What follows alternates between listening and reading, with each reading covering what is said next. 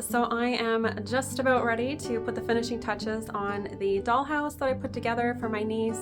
It's a Victorian Gothic dollhouse kit that I got off of Amazon, and this is part 2. In part 1 I assembled it. So if you want to see that, you can go back to the first video. Yesterday I just finished putting all the little laser cut furniture together and painting them and adding some pillows.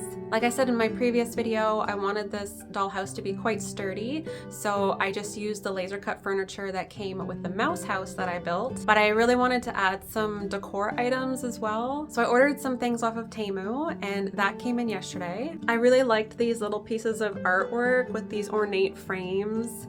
I especially think that this one is extra adorable. That I'm gonna put in the bedroom. And I also wanted this flamingo to put in the bedroom as well, because I think it just adds a little touch of whimsy. And it also needed some greenery, so I got these potted plants, all different kinds. I did want some ivy for the outside of the dollhouse, but when it arrived, it's just this tiny little piece. The picture made it look like I was going to get a whole bunch of it, but that's okay. I think that I can still make that work. I also got some little planters for outside, and no kid's dollhouse is complete without dolls. And they had a whole bunch of different critters, so I went for these little cats. And you can move their arms, and they can stand up.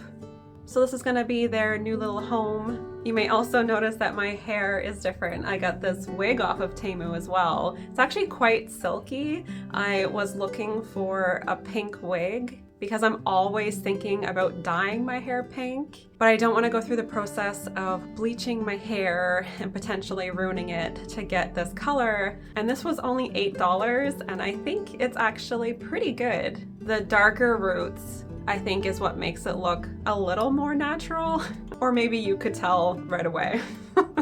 So I'm just going to finish decorating the dollhouse, and I hope you guys enjoy this video.